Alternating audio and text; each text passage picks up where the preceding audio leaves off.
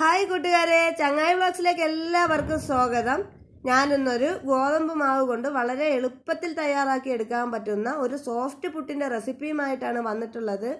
അപ്പോൾ എൻ്റെ എല്ലാ കൂട്ടുകാരും വേഗം വീഡിയോ പോയി കണ്ടതിന് ശേഷം വീഡിയോ ഇഷ്ടപ്പെട്ടാൽ ഇതൊന്ന് ട്രൈ ചെയ്ത് നോക്കണം.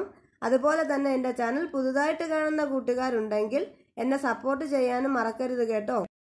ഈ രീതിക്കാണ് നിങ്ങൾ പുട്ട് തയ്യാറാക്കി എടുക്കുന്നതെങ്കിൽ എത്ര പുട്ട് കഴിക്കാൻ മടിക്കുന്ന ആൾക്കാരാണെങ്കിലും പുട്ട് കഴിക്കും. വീഡിയോയിലേക്ക് പോകാം.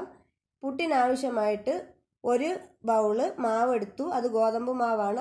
അതേ ബൗളിൽ തന്നെ അര ബൗള് വെള്ളവും കൂടി എടുത്തിട്ടുണ്ട്. അതിനെ നമുക്ക് നല്ല പോണക്ക് ആ വെള്ളം ഒന്ന് തിളപ്പിച്ചെടുത്തതിന് ശേഷം ആവശ്യത്തിന് ഉപ്പ് കൂടി ചേർത്ത് മാവും കൂടി ഇട്ട് കൊടുത്ത് മിക്സ് ചെയ്തെടുക്കാം. ഈ മാവ് മിക്സ് ചെയ്തതിന് ശേഷം കുറച്ച് നേരം ഒന്ന് തണുക്കാനായിട്ട് വെച്ച് കൊടുത്തിട്ട് നമുക്കൊരു മിക്സിയുടെ ജാറിലേക്കാണ് മാറ്റി കൊടുക്കേണ്ടത്. ഈ മിക്സിയുടെ ജാറിലേക്കിട്ട് നല്ല മുണക്കൊന്ന് പൊടിച്ചെടുക്കണം.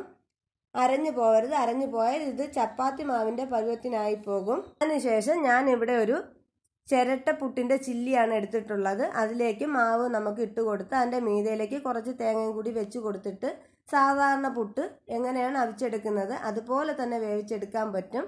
അപ്പോൾ എൻ്റെ എല്ലാ കൂട്ടുകാരും ഇതുപോലെ ഒന്ന് ട്രൈ ചെയ്ത് നോക്കണം.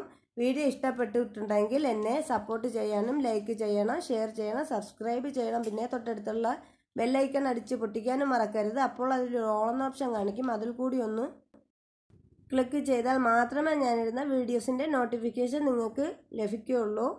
അപ്പോൾ ഇന്നത്തെ എൻ്റെ കുഞ്ഞു വീഡിയോ ഇത്രയുള്ളായിരുന്നു. ടാറ്റാ.